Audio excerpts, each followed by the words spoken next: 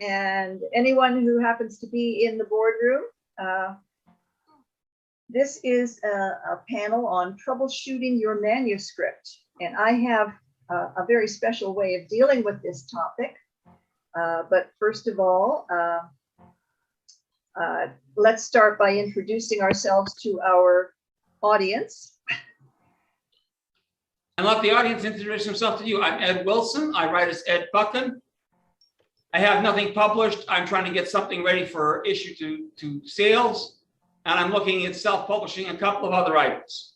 Okay. All righty. And I have one manuscript that absolutely, I fixed it. I blew it into 6. Because that was the fundamental problem. But I couldn't see it. And nobody else who had read it, except one guy read it. One lady said, it's not a novel. And finally, somebody said, you've got too many plots in it. I've received that advice in my writing career as well. Too many plots. Pick a character and tell that person's story. And you know what? I ended up writing a 6-book series from that manuscript. So yeah, some stories just refuse to remain within the confines of a novel. You really have to let them blossom into a series. This one went horizontal. Because it's not going, I have some of those characters showing up in other novels later. But I've had comment on one of them and I haven't read it yet because I made a bad decision a year ago. Okay. I opened another canon and it's blown me away. Yeah, it's the second book I ever wrote was Havens in the Storm. And when I first wrote it, it came in at about 180,000 words. And then I had a computer crash and I had to re-enter everything from a paper copy I had. That brought it down during that pass to about 150,000. It's 20 years plus later. It's published. It is now about 80,000 words, and it actually is a reasonable book now. Yeah. I think there are at least 2 levels that we should be aware of. And I come at this point from a position of an editor, but it's important for writers to understand as well. On the one hand, there is the level of plot and story and character, and these are all kind of the macro things that have to be perfected. And then there's the micro issue of language itself, and that has to be perfected as well. And so the first thing about getting help, I would say, is you need to either A, get someone who's willing to go through the manuscript twice, or B, get at least 2 different people to read it at the 2 different levels so that you get advice from both levels. Because one of the things that is fairly well known is that people cannot read at both levels at the same time and keep all of the things that they need to keep in their mind together, right? So it's good to, it's generally good to have more than one reader for any story. Beta readers. Yeah. Yeah. And I have a special way of dealing with this topic. I've done this in the past. It's been very, very well received. Troubleshooting is not the same as editing. Authors are expected to have edited and proofread their books before sending them out to beta readers. The beta readers identify problems with the story so the author can correct them before submitting the manuscript to an agent or a publisher. And the problem is that not all beta readers are able to articulate what's bothering them about your manuscript. You sometimes get these cryptic little notes that need to be clarified, and you don't really know how to fix it necessarily because that hasn't been given to you by the beta reader as a suggestion. So what I've done, because I've been an editor for a lot of years and I've beta read a lot of manuscripts, and I've made a list of beta reader comments that really need to be explained. And so what I'm going to do is I'm going to throw out a comment and then we'll discuss it and decide what it means and how to fix the problem. And we'll just keep doing that until our time is up.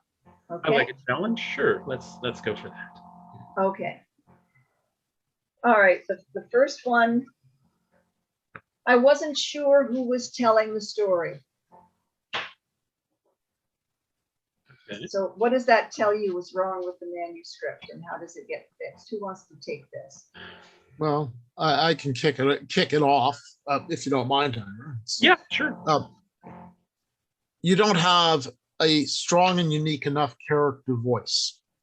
So go through and read the character, skip the lines that aren't that characters so that you make each of them consistent. And little tricks you can use for this, give them a speech idiom that only they use in the manuscript. I have a character I tend to overuse okay.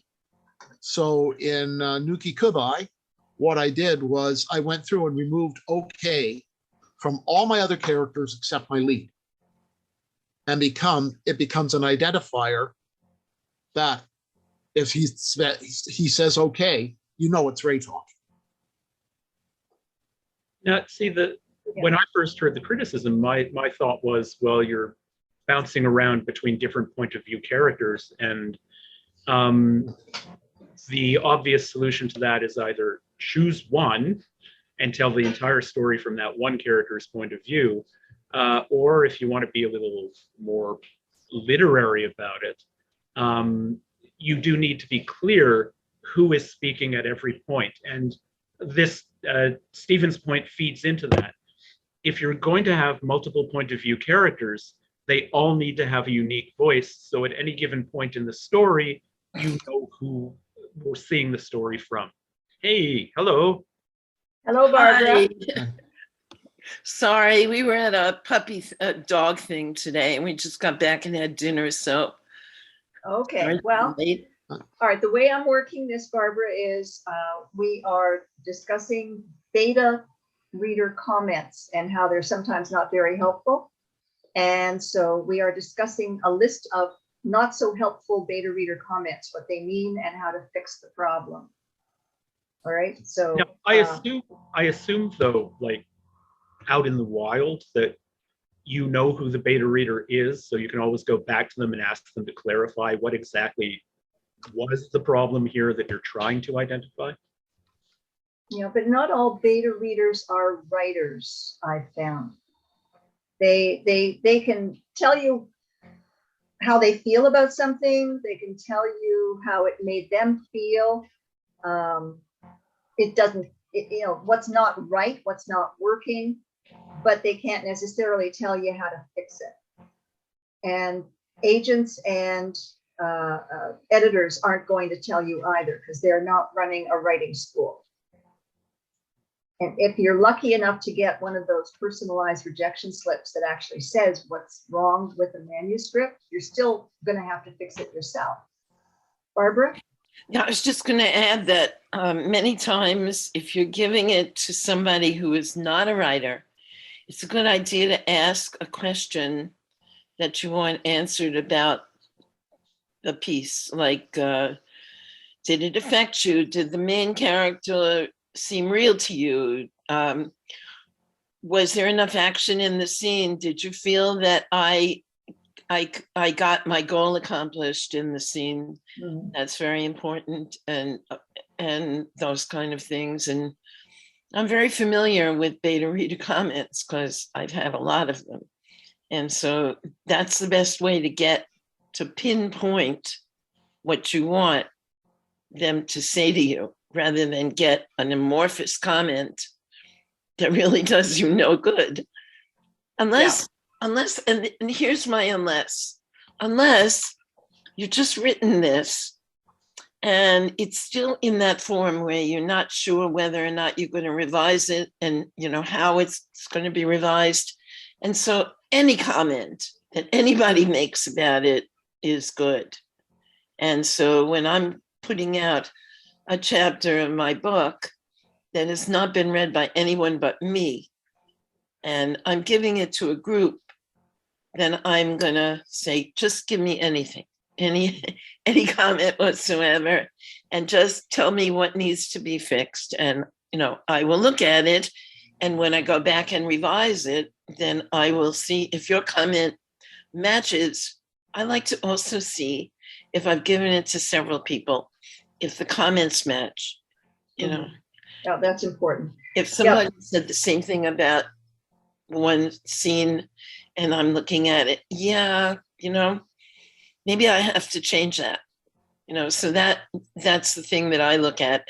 Have enough people tell me that it should be fixed, and then I look at it and I might fix it, because if I feel when I reread it, then I'm not getting what I want to get out of it, then. Well, what you're describing is alpha readers. And alpha readers are the first people to read it after you have finished writing it. Mm-hmm. We're talking about beta readers. And this is after you have self-edited your manuscript to the point where you can't make it any better on your own and you need another pair of eyes. And sometimes those people will be experts in their field, like when we're writing science fiction, sometimes we get a scientist to beta read a manuscript. And a comment, that might come from someone, for example, here's the next comment. The plot jumps all over the place. Oh, that's not good. What do you make of a comment like that? Ira, you want to start us off? Well, yeah. So, I mean, what is a plot? Well, a plot is a series of interconnected actions, one usually following from the other. This, again, goes back to Aristotle. Plot starts where the action needs to start. Each subsequent action follows from necessity and something else, which I've forgotten because I haven't read Aristotle in a while, until it ends where there's nothing afterwards that makes any sense, that needs to be said anymore. Now, what I will say is that I think it was Jean-Luc Godard said that a film has to have a beginning, a middle, and an ending, but not necessarily in that order.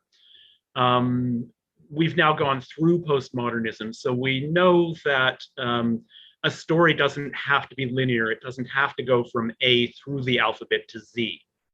But if you're not going to tell the incidents of the story in order, there must be internal clues in each scene to give the reader at least some sense of what the order of the scenes is. And in this criticism, my sense would be that the reader cannot once they've read the story, cannot make sense of how it all comes together in a linear fashion. And so you have to do, again, one of either two things. You either have to strengthen the indicators within each action to make sure that it's clearer what order the actions happen in, or maybe this is a story that really needs a linear telling, and so you may want to reorder the scenes so that they do come in a linear fashion. Okay, Stephen, you want to add to that, or? Not overly. I will. It's one thing I wanted to toss out. If you're interested in getting a lot of good beta reads so that you can compare them and see common trends, online writers groups are really good for that. I recommend the Critters online writers group because, one, they don't know you from Adam. All they can do is judge your work. And two, you'll probably get at least four or five critiques. Yes. Ran 3 Highland lads through them. The problem I ran into is that I could get one 3,000 to 5,000 word section every 2 weeks. And the result was great for a chapter by chapter discussion. You do not get any continuity checking because they're doing the same thing you are. They're reading 8 to 10 segments every 2 weeks to get their stuff out. And they just got so much stuff in their head, they can only respond to what you're writing on a chapter by chapter basis. They can't give you a whole book critique. They used to have a system for critiquing entire manuscripts. I know because I've used it. Okay, I didn't find it. Okay. Is that the same group that does predators and editors? Is that the one that does the contest? No, No. That's SIPWA. no, I was on Critique Circle. No, Critters has a system for doing entire novels. Mhm. That's part of why I so highly recommend it. Yes. And you also, like, you can get the critiques on a chapter by chapter basis and also find beta readers who will read the whole thing once that process is ended. So it's not an either or situation. But it is important to get additional pairs of eyes on your manuscript. You know, for the same reason as it's not a good idea to edit immediately after drafting. You have to give your brain a chance to forget about what you wrote so that you're seeing it with reasonably fresh eyes. Otherwise, the brain will fill in gaps because you still remember, it still remembers what you meant to say. And so you'll see what you meant to say instead of what's actually on the screen. Well, Exactly. Yeah, wait at least a month. I wait at least a month before, after finishing a whole manuscript, to look at it again. Yeah. In a similar vein, I strongly recommend getting an alpha reader perhaps to read for language, because we do not read whole sentences. We read sentences for meaning. And so some of the most common typographical errors, like repeated words and stuff, we will not catch in our That's own right. work. Yeah, I belong to Greenwich Pen Women, which is a group of, it's a branch of the National League of American Pen Women, and we're all professional women, and we're in this group called Letters, where everyone had to be published in order to get into the group. So each time we meet, which is once a month, we send in a chapter or a piece of work that we want critiqued by each other. And we have very specific rules as to what we want to do because we've had to do that on Zoom. We can't just be all over the place. So we don't give grammatical comments unless it's something really drastic or typos or anything like that. But we do language and plot and character development, that kind of thing. So those are my alpha readers. So they look at it and they tell me what they think. And it's mostly positive, but sometimes there's negative things that you have to look at. So I appreciate very much those alpha readers. But I also understand that many alpha readers do not understand those rules and will be very picky about everything. And, as an editor, I'm very picky about everything. But if somebody says to me, don't do it, just send it an email, don't bother telling me about all the little grammatical errors that I've made. And, if you have Grammarly, you find them all. And you just want to ignore those and look only at the content of the piece. And I think that's what beta readers should do too, because eventually that's going to be edited. So they should just look at the content of the piece and see, did it affect them? How did it affect them? Do I want to read this? That's basically what everyone who gives in a story to somebody wants to know. Is this story readable? That's partially true, but now speaking as someone who has been an editor in the past, I can tell you that stories that have far too many typos will take me out of the story and will be rejected. Exactly, but you realize that that's going to be edited.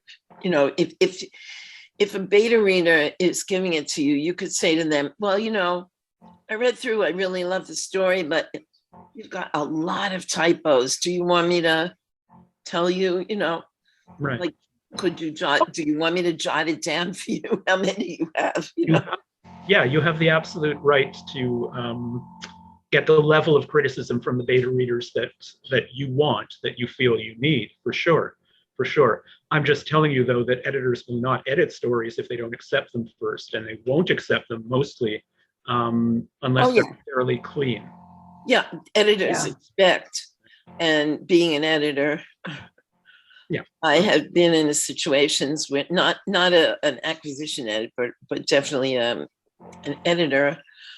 I have been in situations where somebody accepted something that was truly awful, and I spent 2 years on it, 2 years getting this thing together, and then I found out that the woman won a prize and didn't tell me. From your work. From my work. 2 Yeah. years. Well, 2 years. Well, that's it. We toil in the dark, don't we? Okay, what do you do if you get a comment on your manuscript that says your hero is a jerk?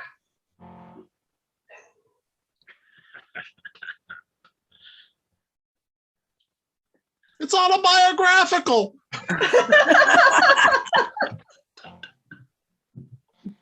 well, I think the temptation would be to make the character nicer.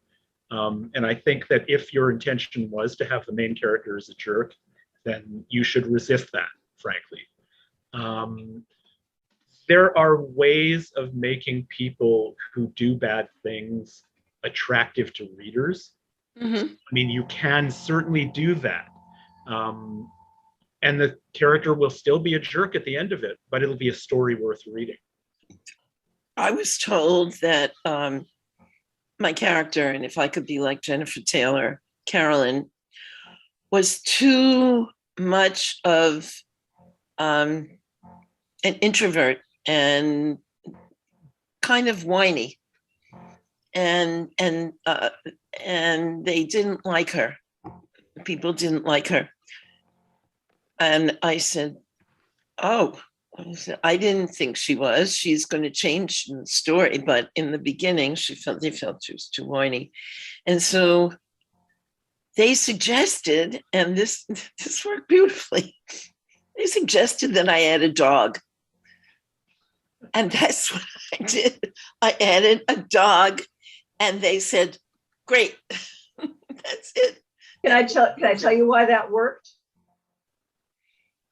Because people who are shown to be liking other living beings tend to be likable to the reader. If you show someone loving something or someone, that person will be sympathetic, in other words, likable to the reader. John Wick has a dog. Yeah, Yeah.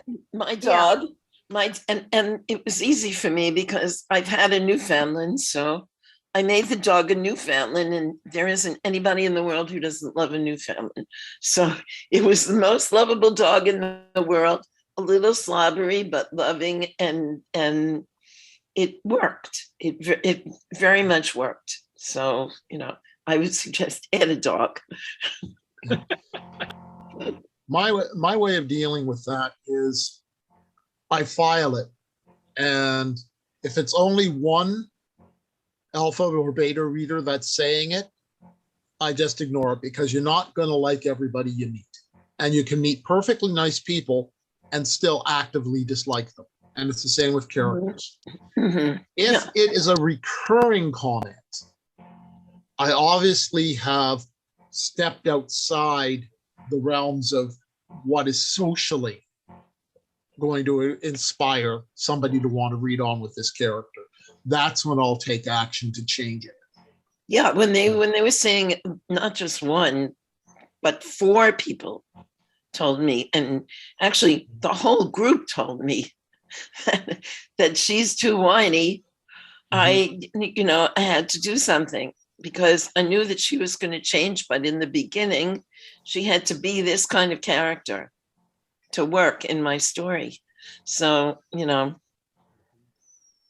Yeah, let's keep in mind that some of the most compelling characters in fictions are the villains, right? So good or bad behavior is not the measure of how interesting a character is. I don't think it was so much the good or bad behavior of this character, was because the secondary character turned out to be the one that a lot of people identified with, the bully. The girl who was bullying her, and then you find out she has this awful secret, and this is the reason for her being so mean, and so a lot of people identified with that secondary character, to the point where I made an actual book about her, totally about her, and wound up having a series because this book wound up introducing another character that I realized needed to have his story added. And so now I have 3 books, and I'm almost at the end of my series. And this is what happens when somebody tells you something they don't like. That they said, "I love Jennifer," and I said, "Oh, you do?" He said, "But Carolyn is the main character." No, Jennifer is my favorite character. So this is what happens when people tell you these things. You wind up writing another book with them. Because the reader is always right. The reader is always right. Because I write comedy, and when I do readings, it's very gratifying when the audience laughs at the places that I thought the jokes were. But oftentimes the audience laughs at places that I didn't think the jokes were, and I just discovered where the jokes were, right? Because the audience is always right. Right. So that's why when someone says something, you might take it to heart. But then if like a lot of people of all ages tell you that they are drawn to another character, then you have to think about it twice. And that's how I wound up, doing that. But Okay. Well, let's move on. Here's the next comment. The ending of this story is not emotionally satisfying.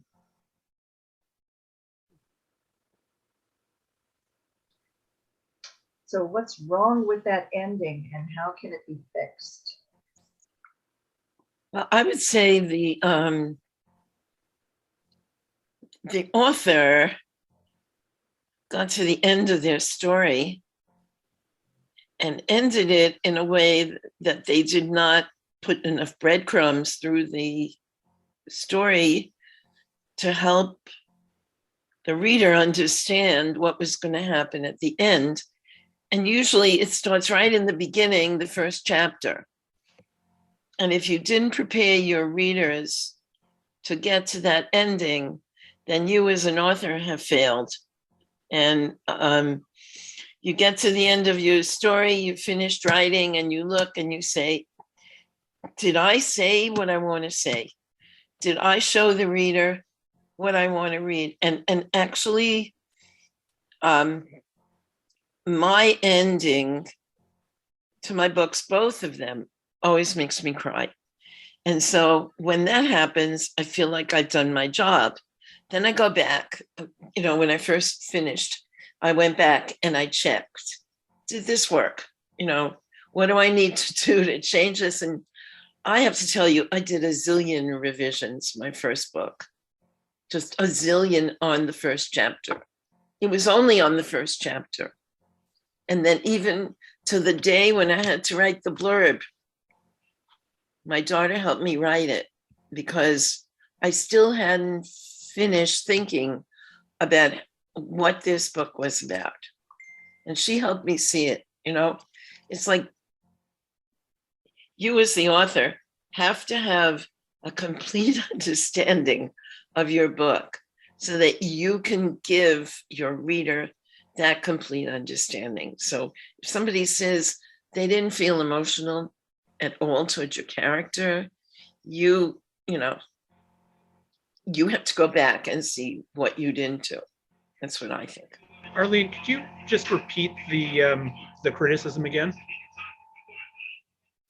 The ending of this book is not emotionally satisfying. Not emotionally satisfying. Okay.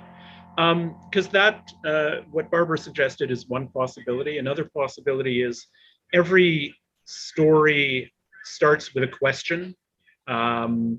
What happens if these two characters come in conflict? A wants one thing, B wants another thing. They both clash when they both try and get it. It may well be that the ending does not resolve the question that the writer had started the story with, right? In which case, I would suggest the opposite of what Barbara suggested and suggest that maybe it's the ending that needs to be rethought. What was your story really about?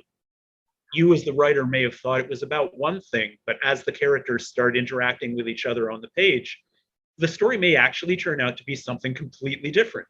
And if that happens, then the ending that you had in mind when you first started writing the story may not be the best ending for the story as you've started to write it. Well, with me, I don't have an ending in mind when I start my story. And so I write until I get to the ending and I feel that the story is completed. So, but with people who have an ending in mind, you might be right. They may have thought about this might be my ending, but see, that's why I don't have an ending, because I never know where my story is going to go. And so this way, you're constantly changing your ending in your head as you're working it and thinking, did this end it? No, this is not ending it. And I'm having that problem now with my last novel of the series, that I am finding that I thought I could just tie this up really well in a couple of chapters, but each chapter I write needs another chapter. So it's like you're moving on, you're constantly rethinking it, and maybe you didn't get to the end yet. It's the classic pantser versus plotter thing. There's no one right answer to that question. But just to respond to the criticism, you may also be ending the story at the wrong place. Yes, I agree. You have seen too far. You may have taken it too far. Maybe you should have ended it earlier. Maybe there's a little more information that would help round out the character's journey, right? Mm-hmm.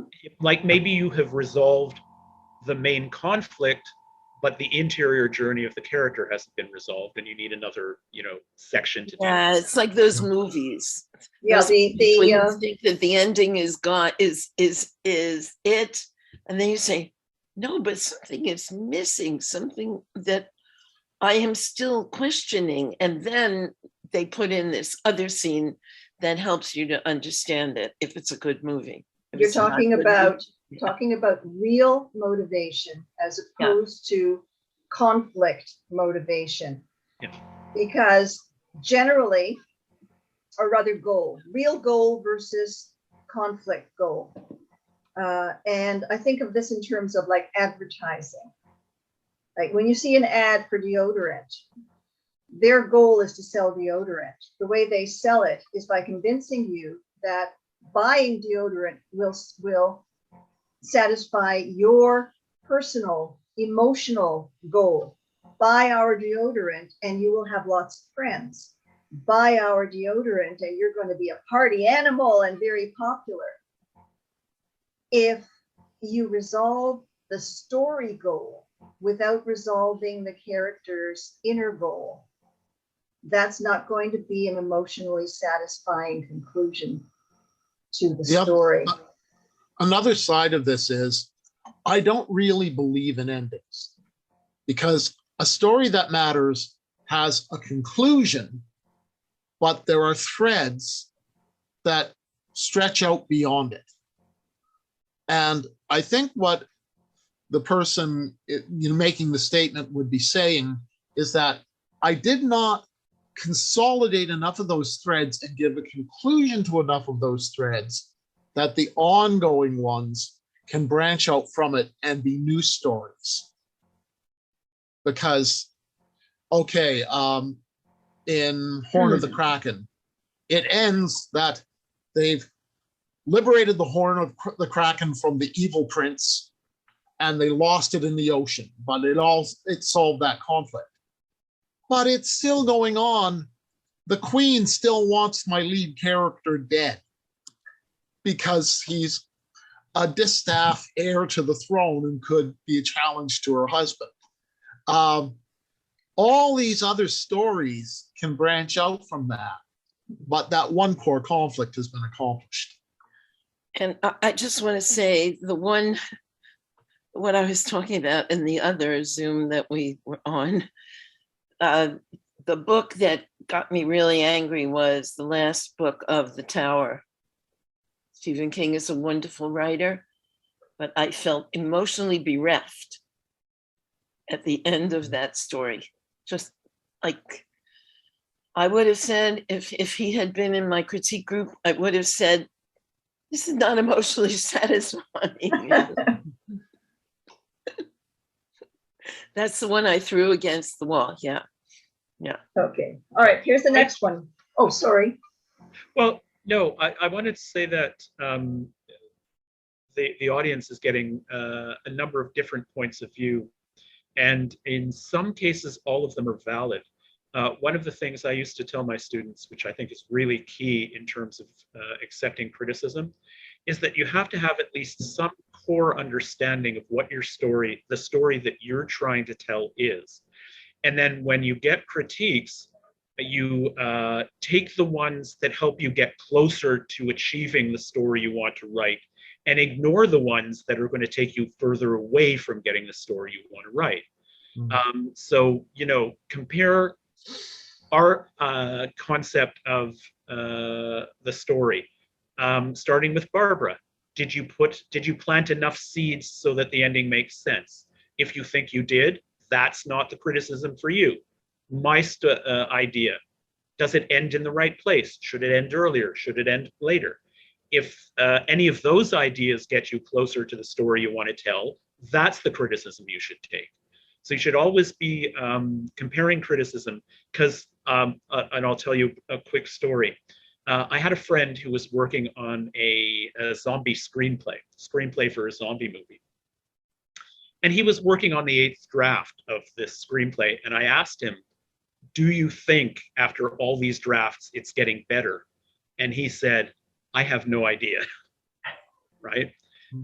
You can get criticism on every draft and just keep rewriting forever. At some point, you have to be able to say, this is the story I want to tell, right? I don't need criticism anymore. It's time to move on. That's exactly right. And at that point, you know that your story is done, that you're ready to show it to someone. It may still have some grammatical errors. It might have a few things that you need to change. But for you, this story is done. And people giving you criticism about it, unless it's your editor who's going to publish it, you don't want to hear anymore. So when a story is done, for me, I know I'm getting to that point where I don't want to hear anymore. Okay, we've got time for one more. The dialogue doesn't sparkle. Oh. Well, I mean, Stephen's dialogue. Stephen was we were the only ones on the erotic writing thing, and last night Stephen's dialogue was sparkling. Really. And I think when that happens, then you are doing a disservice to your characters and your audience. in that case, you haven't captured your character's feelings, or you haven't captured the character. The most important thing of a character is the motivation. So if you don't get that motivation every single time this character is speaking, then the reader is not getting it. They're not going to feel drawn to the characters. And if there's no give and take between the characters, if you're being too matter of fact and you're not giving like important information in the dialogue, not too much, but enough information that people want to read it, not just, oh, are you having a good day? Yeah, I'm having a great day. This kind of stuff is not good in a book. You need to have something going on that's going to make a reader want to read it. And so dialogue has to be just spot on. It has to be right there. The first also- character reads, then says something, then the other one back, and you get that give and take. Yeah. Okay, Go ahead. Stephen. This is one area where I say ditch Grammarly, because Grammarly and the other grammar checkers, as good as they are, will make your characters sound monotone to the Exactly. point of the ridiculous. People don't use the language properly. We all abbreviate, we drop words, we all set up our own cadence of speech, and you want that for your characters. So don't go for perfect speech with your characters. It's kind of like, I think I said it in this panel, that I have one character in Nuki Kubai. He's the only one who uses the word okay. Do things like that so that what you're getting to, this is getting your readers' subconscious understanding. They may never consciously clue in that the only character in this book that uses okay is Ray, but they will understand it at a more subliminal level, and it will make them come alive. Drop letters. In the Tinker series, I have the largely uneducated country people, and it's doing. I'm going. I dropped the G off in. And I had one person who hated it, and I've had several others who were, boy, it really draws a distinction. You immediately know whether it's one of your tinkers or the more educated people or one of the townies. And it's not a matter of portraying them as stupid. It's a more matter of portraying them as having not had formal education. And this idiom has crept into the speech pattern. Well, sorry. Yes, go ahead. Okay. I have the advantage of having spent my undergraduate engineering years in Newfoundland. Ah, So, you got my source material. I've actually tried to write Newfoundlandese. I've actually tried to write Waterford English, and I can't do that and still have it legible.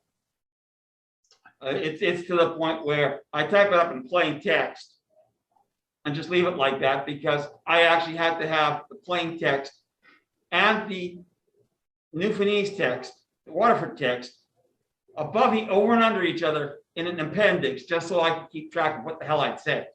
Wow. Well, I just want to say that I wrote a screenplay, and it got a prize for dialogue. So, and it was just taken straight from what I had actually said at the time, just right straight from the scene, right into the play. And so people could see it. And at the time it was, it was the speech of the time. But I would say that if you are authentic, like you know, Stephen, and you, I'm Ed. Ed, hi, Ed.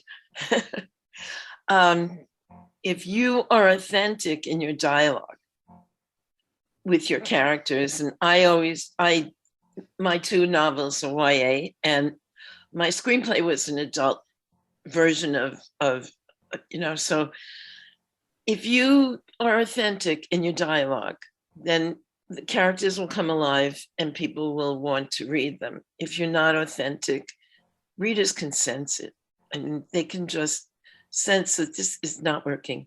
I think that's true of every aspect of writing. You have to be authentic in anything you do.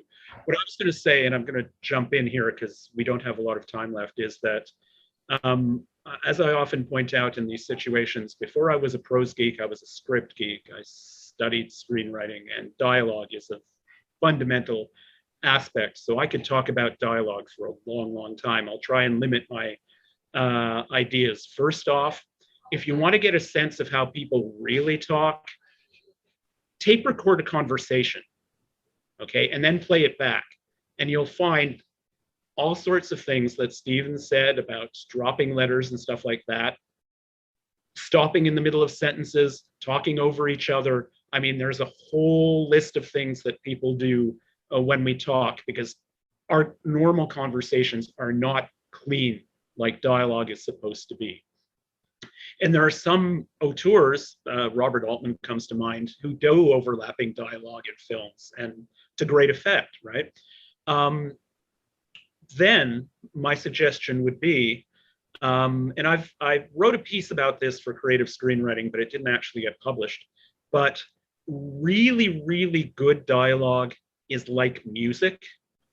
You can time it to a metronome, right?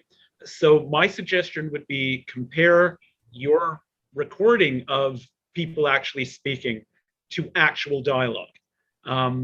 The examples I used in the article are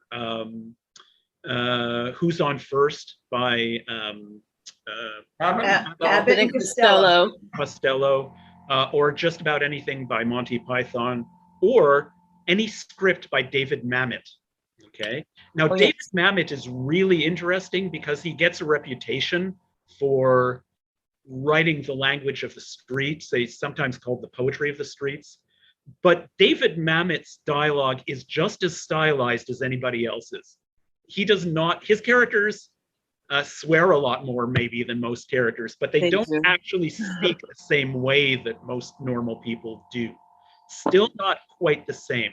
And I'll just end with the best way of creating this sort of metronomic dialogue is using what's known as dialogue hooks. So understand that when I say something in a conversation, the next person who speaks is going to respond to what I say. And then I'm going to respond to what they say, and so on and so forth. Now, just to be clear, in a lot of cases, people don't want to respond directly to what somebody just said. They don't want to give them a straight answer. Maybe they're not emotionally equipped to deal with the straight answer, or maybe they don't even know, but they want to look like they know.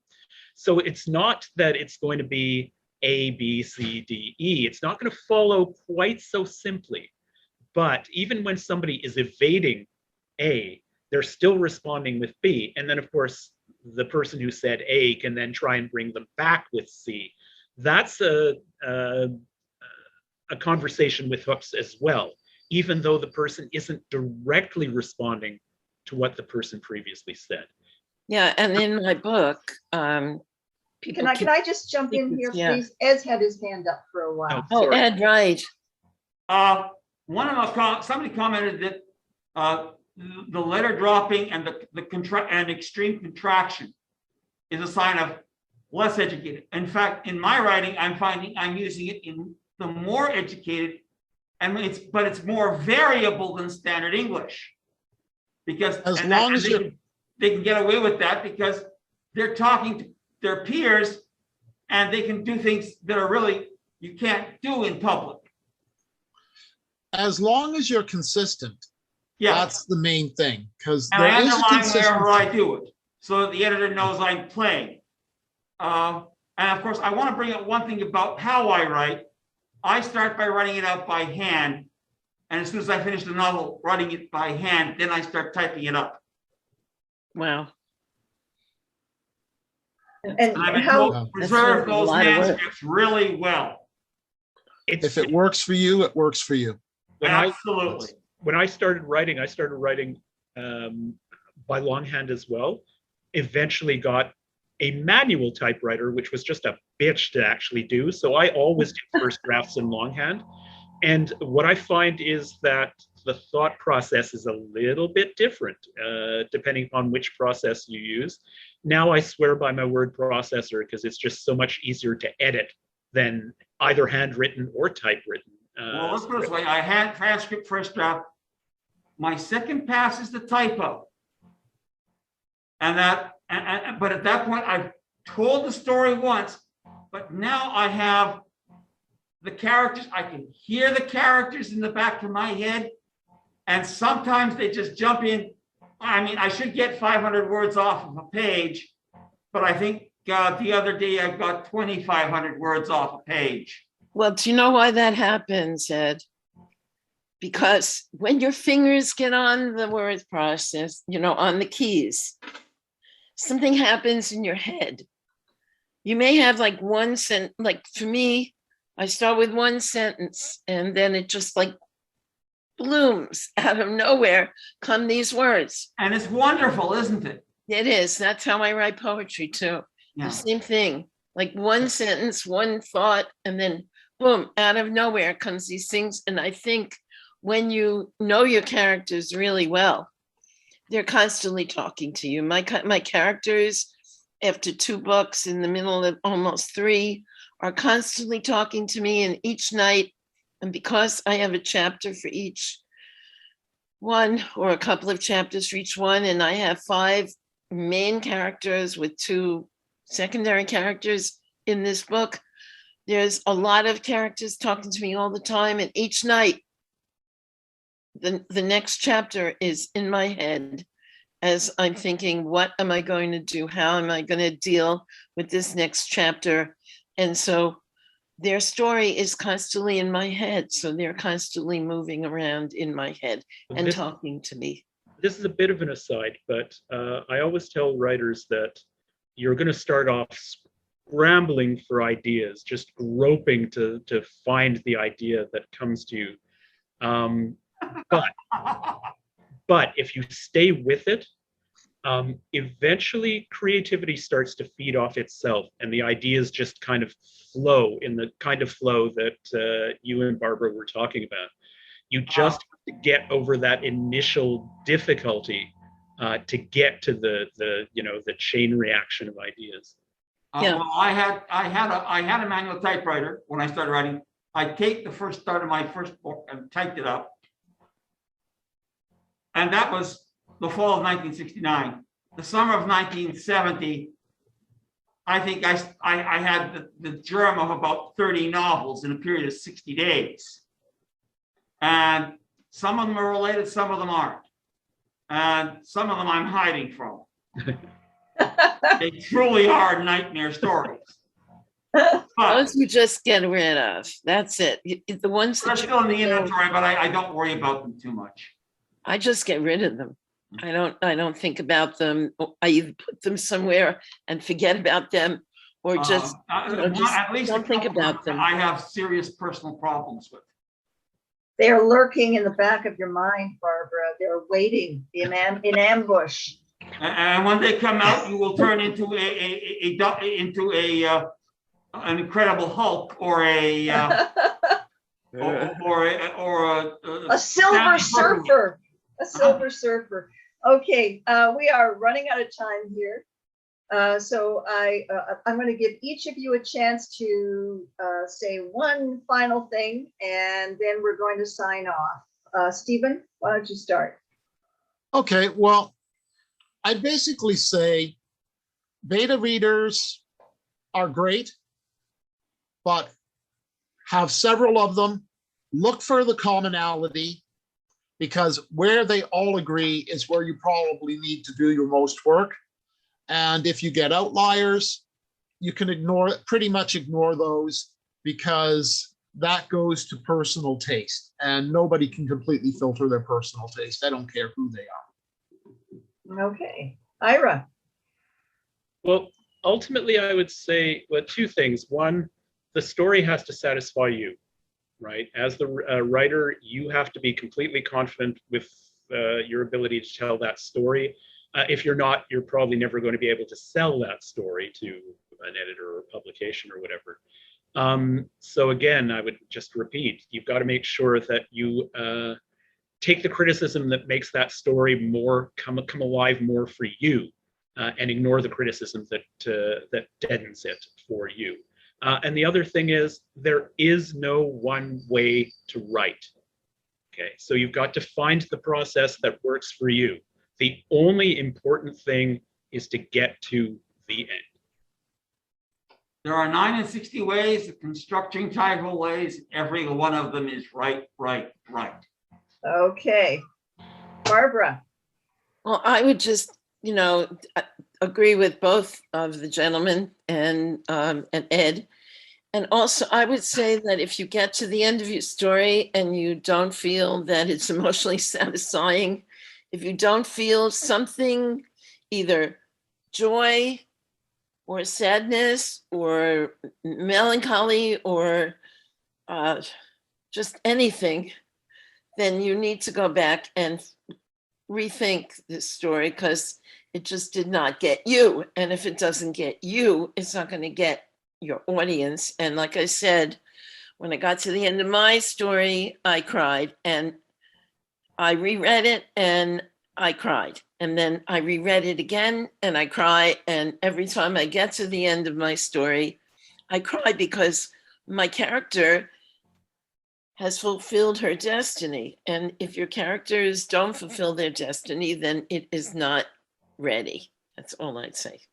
Okay, and I'm going to make the final comment, which is writing is a craft. The more you practice it, the better you become. And one of the things that comes with practice is a sense of story. That gives you the ability to decide which criticisms apply to the story that you're writing and which ones don't. And it comes with practice. It comes with persistence and not giving up and keeping going. Mm-hmm. And I have that's a friend. Yeah, could I just add one thing? My friend Orlean gave me some tips, and she said that you have to make sure that in each scene that you are fulfilling your goal, and that whatever the goal is, it should be fulfilled by the end of the scene. And if it isn't, then you have to go back and redo that scene. And she said, in the whole book, after you've gone through that and looked through your scenes and seen if every one of them has fulfilled its goals, then you're ready. She said, if everything okay. Works that way. Great. Okay, it's about to turn 8 p.m. Thank you, everybody. This has been a wonderful discussion. Thank you, Ed. I now have 3 other people with me. It's the last 5 minutes. Wow. Well, we have a reading coming up in the next time slot. It will be starting at 1:15. That's officially. Let's just see who it is. I think it's Cassie on our end. Cassie. Yep, it's on your end. So she's not here yet, but she's still got 15 minutes to get here. So. And I didn't bring anything to read. Oh, well, should have But contacted I me. still have to, I'm the last phase of my writing process, after I get the beta readers back, is I read it out loud until it reads clean. Yes, definitely. Very important to read every chapter out loud. Yeah. Rev 2, the computer reads it to me. And dear God, the unmitigated crap that shows up. Because of course, Grammarly won't help you with an of error. Of error. But Read Please will. And that's an absolute, read it, hand script it, type it up, read it 2 or 3 times, and then throw it onto read, please. Okay, And you cycle that through until it sounds clean, then you read it out loud clean. Okay.